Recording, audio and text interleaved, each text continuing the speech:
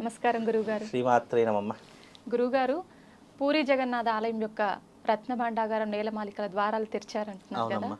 So వాటిలో ఒక ద్వారం నాగబంధంతో ముడిపడి ఉంది. ఇవన్నీ మాట్లాడుకుంటున్నారు. అవునమ్మా. సో అసలు ఏంటి ఆ ద్వారాలు తెరవడం గురించి, ఆ నాగబంధం గురించి ఒకసారి తెలియజేయండి గురుగారు. తప్పకుండా అమ్మ. ముందుగా ప్రేక్షకులందరికీ శ్రీమాత్రే నమ, శ్రీ గురుభ్యో నమ. అయితే ఇక్కడ పూరి జగన్నాథ ఆలయం అనేటటువంటిది చార్ధామ్ యాత్రలో పరమ పుణ్యక్షేత్రంగా చెప్పడం జరిగింది. అయితే ఇక్కడ పూరి జగన్నాథ్ స్వామి వారి యొక్క టెంపుల్ సాక్షాత్తు శ్రీకృష్ణుడు కొలువై ఉన్నటువంటి క్షేత్రంగాను, ఇప్పటికీ కూడా శ్రీకృష్ణుడి యొక్క ఏదైతే హృదయం ఉందో ఇప్పటికీ అక్కడ చిరస్థాయిగా సజీవంగా ఉంటుంది అని చెప్పడానికి నిదర్శనం ఏదైనా ఉంది అంటే అది పూరి జగన్నాథ్ స్వామి వారి యొక్క టెంపుల్. అక్కడనే కాదు, మన సనాతన ధర్మంలో, హైందవ ధర్మంలో ఎన్నో చోట్ల నేలమాలిగలు, రత్న భాండాగారాలు, అంతులేని సంపదలు ఎన్నో దాగి ఉన్నటువంటి ప్రదేశాలు ఎన్నో ఉన్నాయి. ఇప్పుడు కేవలం ఈ అనంత పద్మనాభ స్వామి కేరళలో ఉన్నటువంటిది, ఒడిస్సాలో ఉన్నటువంటి పూరి జగన్నాథ్ టెంపులే కాకుండా మన సనాతన ధర్మంలో భారతదేశంలో ఉన్నటువంటి సుప్రసిద్ధ ఆలయాలలో ఎన్నో చోట్ల కూడా మనకు నేలమాలిగలు ఉన్నాయి. కొన్ని చోట్ల బయటపడుతున్నాయి, మరి కొన్ని చోట్ల అవి బయటపడడం లేదు, అంతే తేడా. కాకపోతే పురాతనమైనటువంటి ఆలయాలు, సుప్రసిద్ధమైనటువంటి ఆలయాలు, దాదాపుగా 2000-3000 ఏళ్ల క్రితం ఉన్నటువంటి ఆలయాల దగ్గర తప్పకుండా నేలమాలిగలు అనేటటువంటి ఉంటాయి. కాకపోతే ఇవి రెండు మాత్రం మనకు బయటపడడం జరిగింది. అలాగైతే కాశీ పుణ్యక్షేత్రంలో నేలమాలిగలు ఉన్నాయి, అలాగే తిరుమల పుణ్యక్షేత్రంలో నేలమాలిగలు ఉన్నాయి. ఇలా చూసుకుంటూ పోతే చాలా చారిత్రాత్మకమైనటువంటి క్షేత్రాలు ప్రతి ఒక్క చోట కూడా నేలమాలిగలు ఉంటాయి. అయితే ఇక్కడ ఉన్నటువంటి పూరి జగన్నాథ ఆలయంలో కొన్ని డోర్లు తీశారు, ఇంకా కొన్ని అలాగే ఉన్నాయి అని చెప్పి ప్రస్తావన వినిపిస్తుంది. అవి లెక్క దాదాపుగా 49 సంవత్సరాల క్రితము ఈ యొక్క ఆలయాన్ని, అంటే ఆ నేలమాలిగలు ఉన్నటువంటి డోర్లను తీయడం జరిగింది. మళ్ళీ దాన్ని లెక్కింపు చేసి మళ్ళీ అలాగే మూసివేశారు. మళ్ళీ ఆ తర్వాత మళ్ళీ ఇప్పుడు కొత్తగా మళ్ళీ డోర్లు తెరిచి మళ్ళీ లెక్కింపు చేసేసి మళ్ళీ అలాగే దాని సంరక్షణగా ఉంచేటటువంటి బాధ్యతను కొత్త కమిటీ వారు స్వీకరించడం జరిగింది.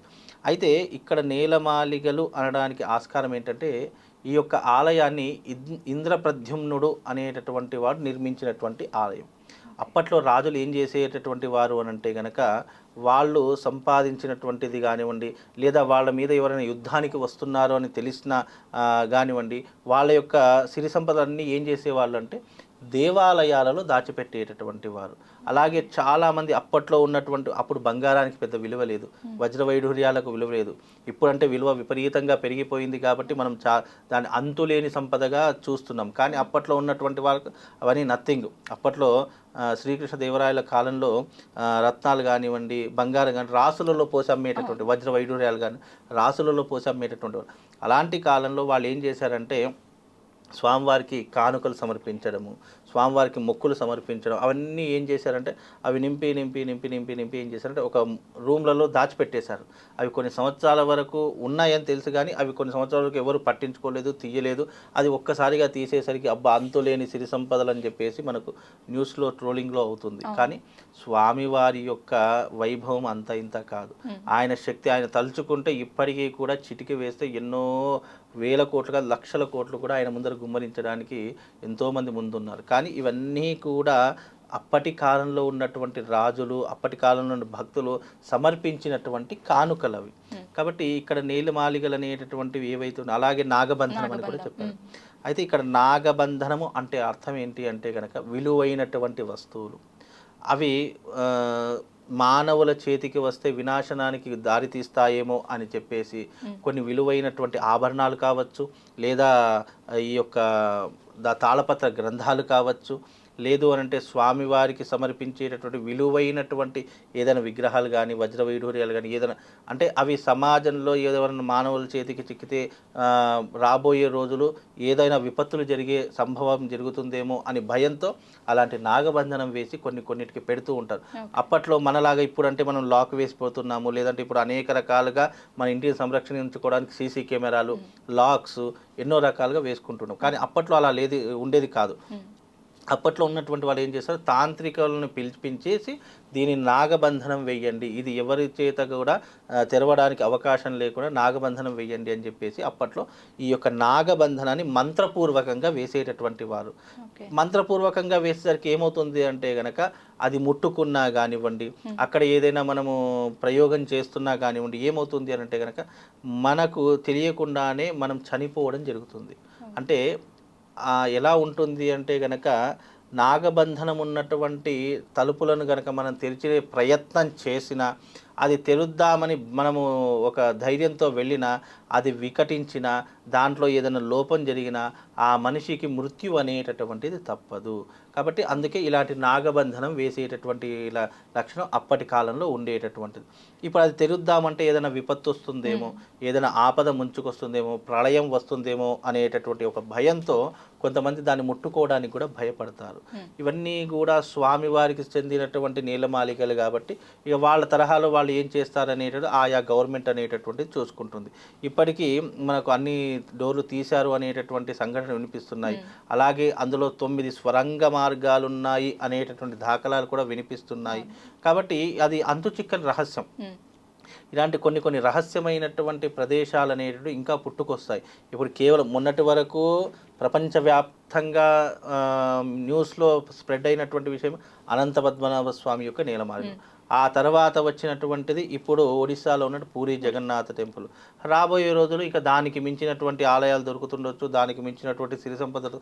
మన దేశంలో సిరి సంపదలో కొలవలేదమ్మా.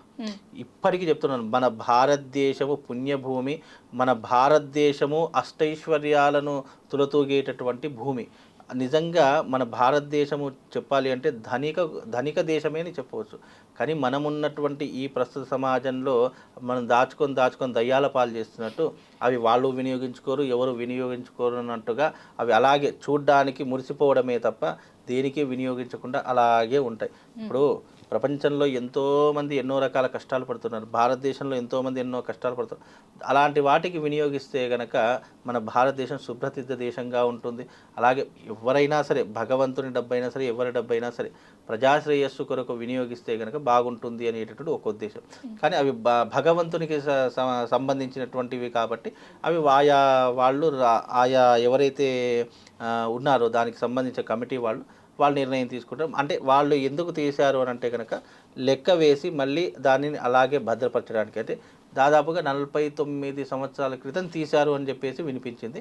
మళ్ళీ ఆ తర్వాత ఇప్పుడే తీశారు, మళ్ళీ ఇంకో డోర్ కూడా తెరిచే ప్రయత్నం చేశారు. కాబట్టి దానిని కూడా లెక్కించేసి పూర్తిగా ఒక లెక్క ఎంత వచ్చింది అని లెక్క వేసుకొని ఆ రత్న భాండాగారిని అలాగే ఉంచేటటువంటి ప్రయత్నం చేస్తున్నారు. కానీ ఇదంతా కూడా భగవంతుడికి సంబంధించి. కానీ పూరీ పుణ్యక్షేత్రం అనేటటువంటిది అత్యంత పుణ్యక్షేత్రం. ఇప్పుడు తర్వాత ఈ యొక్క సేవ కూడా వినియోగించుకోవడం జరుగుతుంది. ఈ యొక్క పల్లకి సేవ కానివ్వండి, అలాగే ఈ యొక్క స్వామివారికి చేసేటటువంటి నైవేద్యాలు కానివ్వండి. స్వామివారికి దాదాపుగా 60 రకాల నైవేద్యాలు పెడతారు అక్కడ. తీపి పదార్థాలు, చక్కెర పొంగలి. ఆ స్వామివారి యొక్క నైవేద్యము ఎప్పుడూ కూడా ఎలా ఉంటుంది అని అంటే కనుక అన్ని దేవాలయాలకు వెళ్తే మనకి ఏదైనా విస్త్రాకులో కానివ్వండి, ఏదైనా డొప్పలో కానివ్వండి, లేదంటే ఏదైనా ఒక దాంట్లో పెట్టారు. కానీ అక్కడ అన్నీ కూడా ఎలా ఉంటాయంటే ఒక గుళ్ళలో పెట్టిస్తారు. స్వామివారి యొక్క ప్రసాదం అనేటట్టు గుళ్ళలో మనం భోజనం చేసినా గుళ్ళలోనే చేయాలి. చిన్న గుళ్ళలు ఉంటాయి అక్కడ. కాబట్టి అక్కడ ఆ క్షేత్రం అనేటిది సుప్రసిద్ధమైనటువంటి క్షేత్రం. అక్కడ స్వామివారి యొక్క ఇప్పటికీ కూడా పూరి జగన్నాథ్ స్వామివారి యొక్క టెంపుల్లో శ్రీకృష్ణుడి యొక్క గుండె ఏదైతే ఉందో ఇప్పటికీ అలాగే సజీవంగా ఉన్నటువంటి క్షేత్రం ఏదైనా ఉంది అని అంటే అది పూరి పుణ్యక్షేత్రం. అత్యంత పుణ్యక్షేత్రం. అక్కడికి వెళ్ళినా, అక్కడ స్వామివారిని దర్శించినా కూడా ఎన్నో జన్మల పాపాలు తొలగిపోతాయి. అంత గొప్పనైనటువంటి క్షేత్రం పూరి పుణ్యక్షేత్రం. గురువుగారు, ఒకవేళ ఈ నాగబంధం ఉన్న ద్వారాలు తెరవాలన్నా భగవంతుని ప్రశ్న వేసి భగవంతుని ఆజ్ఞతోనే తెరుస్తారంటారు కదా, అది ఎంతవరకు నిజం? అయితే ఇక్కడ భగవంతుడు ఇది ప్రశ్నాశాస్త్రం అనేటట్టు ఎలా ఉంటుంది అని అంటే కనుక ఇది చాలా అంటే చాలామందికి తెలియనటువంటి విషయం ఏంటి అంటే మనము ఎవరినైనా లేరు అన్నటువంటి వ్యక్తిని మనం ఏదైనా అడగాలి అని అనుకున్నాం అనుకోండి, లేదా మనకి ఏమీ తెలియదు, మనకు జాతకం తెలియదు, ఏమీ తెలియదు అన్నాం అనుకోండి, మనల్ని మనం ఎలా తెలుసుకోవాలంటే ప్రశ్నా జాతకం అనేటటువంటిది ఒకటి ఉంటుంది. అంటే మీరు అడిగేటటువంటి ప్రశ్న ప్రకారం, మీరు అడిగేటటువంటి సమయం ప్రకారం మేము ఒక లెక్క వేసుకుంటామన్నమాట. ఏ లగ్నంలో ప్రశ్న అడిగారు, ఏ లగ్నం ప్రకారం ప్రశ్న అడిగితే మీకు ఎలాంటి సమాధానం అనేటటువంటి వస్తుంది అనేటటువంటిది ప్రశ్నాశాస్త్ర ప్రకారం తెలుసుకోవడం జరుగుతుంది. ఇది ఒక ప్రశ్నాశాస్త్రం సంబంధించి. అయితే భగవంతుణ్ణి కూడా మనం ఇప్పుడు ఈ రోజున భగవంతుడి యొక్క నీలమాలికలు తీయాలన్నా, అక్కడ ఉన్నటువంటి సిరి సంపదలు లెక్కించాలన్నా స్వామి వారి యొక్క అనుమతి కావాలి.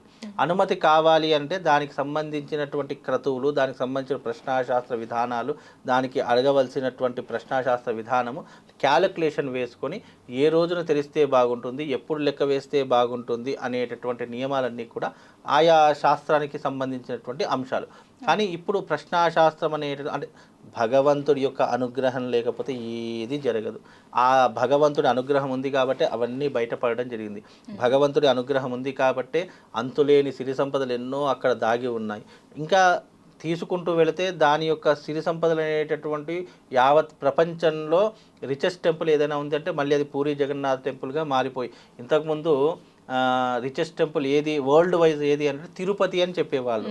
ఆదాయంలో కానీ ఉన్నటువంటి విషయాల్లో కానీ తిరుపతి అని చెప్పేవారు. తిరుపతి అయిపోయిన తర్వాత మళ్ళీ రిచెస్ట్ టెంపుల్ ఏదైందంటే అనంత పద్మనాభ స్వామి. ఇక వరల్డ్ వైజ్లో ఇక దాన్ని ఢీకొట్టేది లేదు అని అనుకున్నాము. ఆ తర్వాత పూరి వచ్చింది. ఇక పూరి ఇంకా అది పూర్తిగా తెరవలేదు, కొద్ది మాత్రమే తెరిచారు. ఇంకా దానికి 9 స్వరంగ మార్గాలు ఉన్నాయట. ఆ 9 స్వరంగ మార్గాల్లో ఏం నీలమాలికలు వెళ్తాయి, ఎలాంటి వజ్ర వైఢూర్యాలు వెళ్తాయి, ఎలాంటి సిరి సంపద వెళ్తాయో తెలియదు. కాబట్టి అది వచ్చేంత వరకు వెయిట్ చేయాలి. కాబట్టి ఇలా ఒక దాని తర్వాత ఒకటి వెళ్తూనే ఉంటూ ఉంటాయి. కనుక ఏదైనప్పటికీ అది భగవంతుడి సొమ్ము కాబట్టి ఆయన యొక్క సొమ్ము ఆయన రక్షించుకుంటాడు. దాని గురించి మనం పెద్ద మాట్లాడేటటువంటి ఏం లేదు. కాకపోతే ప్రశ్నాశాస్త్రం అనేటటువంటి భగవంతుడి ఆజ్ఞా ప్రకారమే అది వస్తుంది. అంటే భగవంతుడు మన మనస్సులో, మన మెదడులో అది ఎప్పుడు తీయాలో ఆయన ఆజ్ఞ ప్రకారమే అది ముట్టుకుంటాం తప్ప అందులో పెద్ద చెప్పుకోదగ్గటువంటి అంశం ఏం లేదమ్మా.